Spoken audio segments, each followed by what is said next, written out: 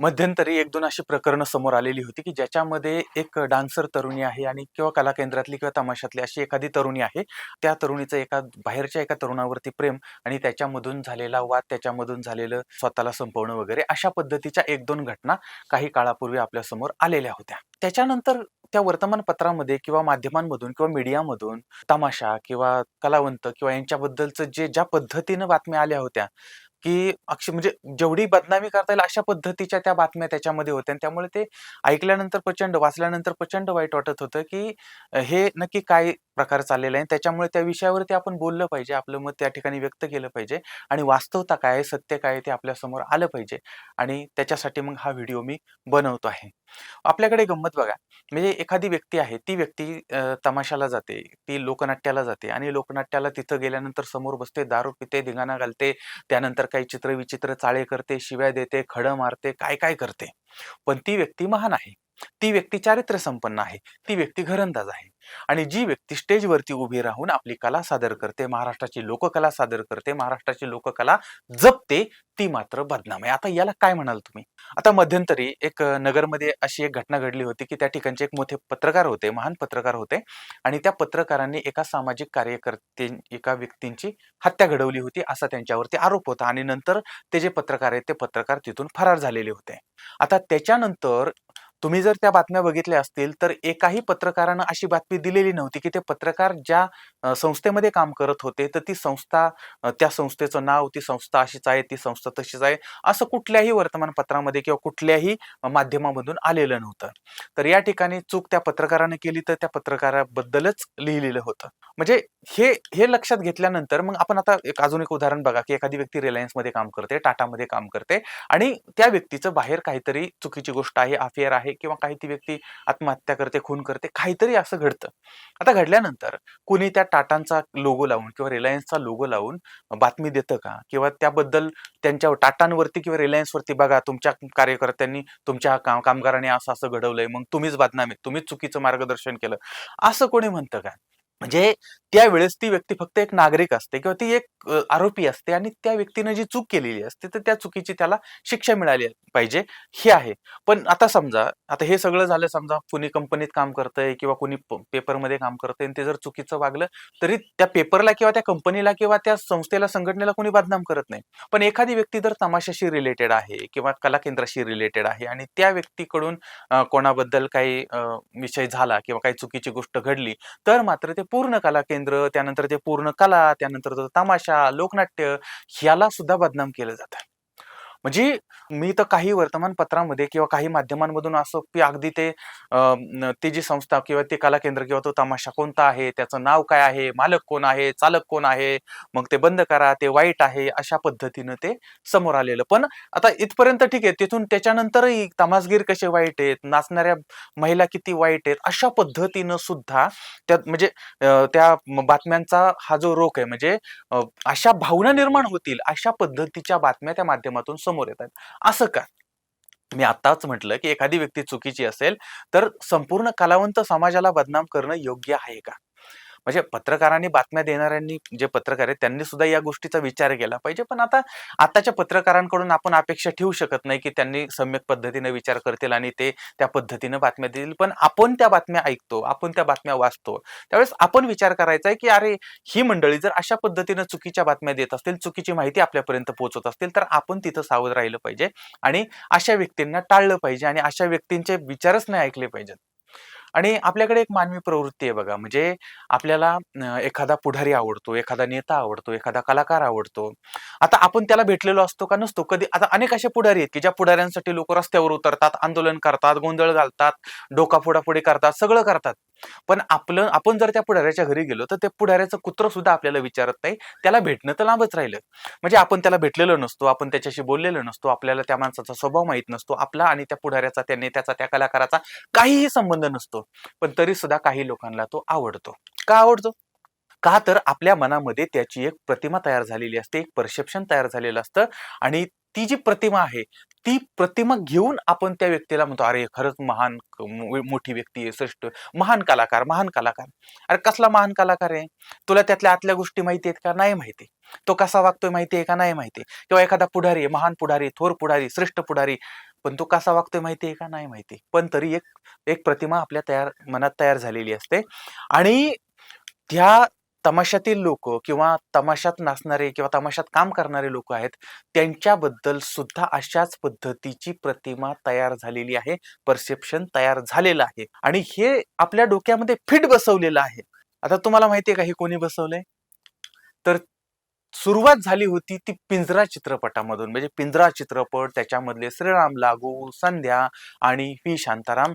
चित्रपट सुंदर आहे, त्याबद्दल दुमत नाही. पण चित्रपटातनं लोकांनी जे घेतलं ते अत्यंत चुकीचं आहे. म्हणजे हा चित्रपट आहे, मग त्या चित्रपटात तमाशा, नृत्य हे सगळं चांगलंच आहे. काही त्याच्यामध्ये दुमत नाही. पण कलाकारांच्या चारित्र्याची वाट तिथपासून लागायला सुरुवात झालेली होती. आणि हीच गोष्ट आमच्या प्रत्येकाच्या डोक्यामध्ये फिट बसलेली आहे, की मग तमाशात काम करणाऱ्या महिला अशाच असतात किंवा त्याच्यावर नाचकाम करणारी माणसं अशीच असतात. आणि हे कोणी बसवलंय आपल्या डोक्यात? चित्रपटवाल्यांनी, चित्रपट बनवणाऱ्यांनी हे आपल्या डोक्यामध्ये बसवलेलं आहे. म्हणजे किती शातीर यांचं दिमाग आहे लक्षात घ्या. आता मी तुम्हाला उदाहरण सांगतो. आता एक दोन उदाहरण आपल्या समोर आले, की एक तमाशा किंवा नृत्य कलेशी संबंधित व्यक्ती त्या व्यक्तीच्याकडून झालेले काही चुकीच्या गोष्टी. आता मी तुम्हाला उदाहरण सांगतो. जिया खान हिनं स्वतःच्या घरात गळफास घेतला. प्रत्युषा बॅनर्जी, सुशांत सिंग राजपूत, दिशा सालियन, सिल्क स्मिता, नफिसा जोसेफ, कुलजीत रंधावा, त्यानंतर शिखा जोशी, दिव्या भारती, अशी कितीतरी लोक तुम्हाला दाखवतो की ज्या लोकांनी स्वतःचं जीवन किंवा त्यांची हत्या किंवा आत्महत्या झालेली आहे, त्यांचं त्यांचं जीवन संपलेलं आहे. पण चित्रपट सृष्टी बदनाम होते का? म्हणजे दर आठवड्याला एखादी घटना घडते, दर आठवड्याला काहीतरी प्रॉब्लेम घडतो, तरी सुद्धा चित्रपट सृष्टी बदनाम नाही. आणि अनेक तरुण त्या चित्रपट सृष्टीमध्ये जाण्यासाठी अक्षरशः ते उतावीळ झालेले असतात.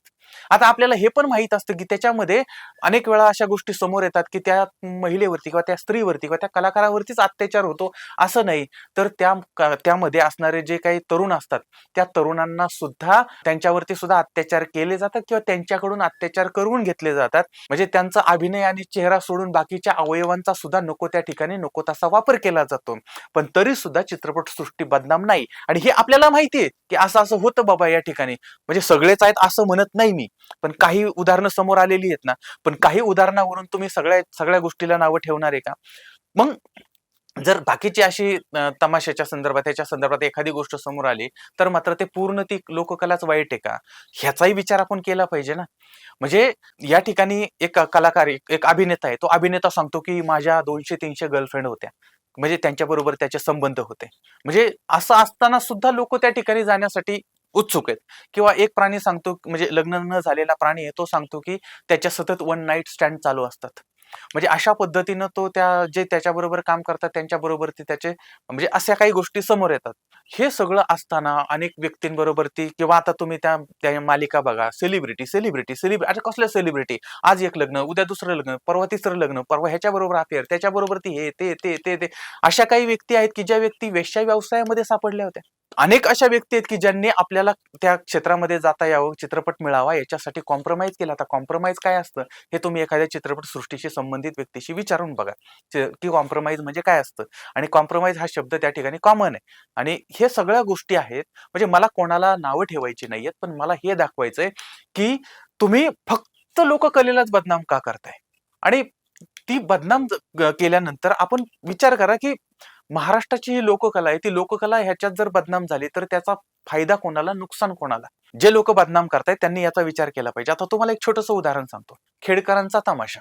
खेडकरांच्या तमाशामध्ये त्यांच्यात आई आहे, वडील आहेत, मुलं आहेत, मुली आहेत, भाऊ आहे, बहीण आहे, दाजी आहेत, भाचे आहेत, काका आहे, काकू आहे, मामा आहे, मामी आहे, नाना आहे, आणि सगळा परिवार तिथं काम करतो.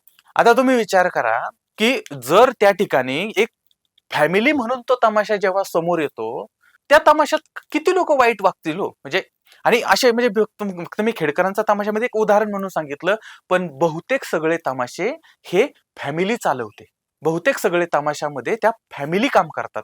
त्याच्यात आई असते, मुलगा असतो, भाऊ असतो, बहीण असते, ही सगळी मंडळी आहेत. मग त्याच्यामध्ये कुठला व्यक्ती, मला सांगा, तुमच्या बरोबर ती तुमची आई आहे, तुमची बहीण आहे, तुमची बायको आहे, तुमची मुलगी आहे, आणि तुम्ही दुसऱ्या व्यक्तीवरती वाईट नजर टाकू शकता?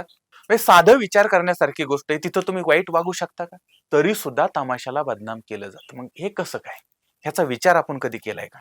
अजून एक उदाहरण सांगतो. कुक कुक कुक कुक कुक कुक छोली के पीछे क्या है? शीला शीला की जवानी, मुन्नी बदनाम हुई किसके लिए, तो डार्लिंग तेरे लिए, भीगे होठ तेरे प्यासा मन मेरा, एक कभी मेरे साथ एक रात गुजार वगैरे वगैरे, भोसडी के ही गाणी गाणारी सेलिब्रिटी, ह्या गाण्यावर डान्स करणारे सेलिब्रिटी, हे सगळे सेलिब्रिटी. आणि गणपती रायाचा गण गाणारे, गवळण गाणारे, लावणी गाणारे, पोवाडे गाणारे, लोकनाट्य करणारे हे बदनाम कसे असू शकतात? म्हणजे उघडे नागडे होऊन डुकरासारखे नाचणारे हे सेलिब्रिटी, अश्लील पद्धतीने वागणारे हे सेलिब्रिटी, आणि लावणी करताना, लोककथा लोकगायन करताना, लोकधारा गाताना आपल्या अंगावर संपूर्ण कपडे घालून आपल्या अभिनयानं आणि लोकांची जागृती करणारे, हे आपली संस्कृती जपणारे हे बदनाम कसे काय? म्हणजे एखाद्या मोठ्या मोठ्या थिएटरमध्ये 2-2 तास नाटक करणारे ते अभिनयाच्या नावाखाली लाखो रुपये कमवतात आणि ते पैसे घेऊन जातात, ते झाली सेलिब्रिटी. आणि 4-4 तास वगनाट्य सादर करून समाज प्रबोधन करणारे, म्हणजे 100-500 रुपये कमावणारे हे मात्र बदनाम का? तर हे तमासगीर आहेत, तमाशात काम करतायत. मग हे कसं काय? ह्याचा विचार कधी केलाय का आपण? आणि आपण कधी विचार केलाय की आपण फक्त एखादा चित्रपट, पिंजरासारखा चित्रपट बघायचा आणि तमाशात अशीच लोक असतात, हेच असतात, तेच असतात, किंवा स्टेजवरती जाऊन बघायचं आणि आपल्या मनात एक प्रतिमा तयार करायची. पण खरंच आपण त्या कलाकारांना कधी भेटलोय का? खरंच आपण त्यांच्या अडचणी समजून घेतल्यात काय? त्यांचं दुःख काय, त्यांचा प्रॉब्लेम काय, त्यांची अडचण काय आहे, हे आपण कधी बघितलंय का? म्हणजे बोर्डावरती किंवा तमाशाच्या स्टेजवरती नाचणारी एखादी व्यक्ती आहे, तर त्या व्यक्तीचा चेहरा किंवा तिचं सौंदर्य पाहण्यापेक्षा कधीतरी तिच्या चेहऱ्यावरची काळजी बघा, मुलाबाळांची काळजी बघा, तिच्या संसाराची काळजी बघा, तिचं ते समोर आलेलं उघडं पोट पाहण्यापेक्षा त्या पोटातली भूक बघा, तिची उघडी पाठण पाहण्यापेक्षा तिच्या पाठीवरचं ओझं बघा, आणि सगळ्यात महत्वाचं तिच्या पायातील चाळ, त्या चाळाचं वजन आणि त्या वजनामुळे झालेल्या जखमा बघा. म्हणजे व्हॅनिटी व्हॅनमध्ये त्या हिरोला, निर्मात्याला किंवा दिग्दर्शकाला घेऊन बसणाऱ्या सेलिब्रिटी, आणि एक दुसऱ्या बाजूला लोककला सादर करणाऱ्या या आमच्या लोककलाकार. तुम्ही विचार करा की ते लोक व्हॅनिटी व्हॅनमध्ये बसून चुकीच्या गोष्टी करतात तरी ते लोक बदनाम होत नाहीत, आणि आमचा लोककलाकार हा त्या ठिकाणी जाऊन आपली कला सादर करतोय, आणि त्याला जर तुमच्या डोक्यात तुम्ही वेगळ्या दृष्टीने पाहत असताल तर ते अत्यंत चुकीचं आहे. आता हे कला केंद्र आहे, तमाशा आहे, संगीत बारी आहे, याच्यामुळे हजारो लाखो कुटुंबांचा उदरनिर्वाह चालतोय. म्हणजे स्टेजवर नाचणारी बाई ही कोणाची तरी आई आहे, कोणाची तरी बहीण आहे, कोणाची तरी मुलगी आहे, त्यांचा संसार आहे, त्यांचं घरदार आहे, त्यांच्यावरती अनेक लोक अवलंबून आहेत. त्यामुळे या क्षेत्राकडे नकारात्मकतेने पाहण्यापेक्षा सकारात्मक दृष्टिकोनानं जर आपण बघितलं तर मला वाटतं की फार मोठा बदल घडू शकतो, होऊ शकतो. आणि माझी विनंती आहे की या कलाक्षेत्रावरती बोट ठेवण्यापूर्वी त्या क्षेत्रामध्ये मेहनत करणाऱ्या लोकांचा विचार करा, त्यांच्याबद्दलची माहिती घ्या. एखादं गाणं बसवायला किती वेळ लागतो, एखादा डान्स बसवायला किती वेळ लागतो, एखादं वाद्य शिकायला किती वेळ लागतो, एखादं वगनाट्य बसवायला किती वेळ लागतो, फारच बसवायला किती वेळ लागतो, किती मेहनत लागते, किती कष्ट लागतात, याचा विचारही आपण केला पाहिजे.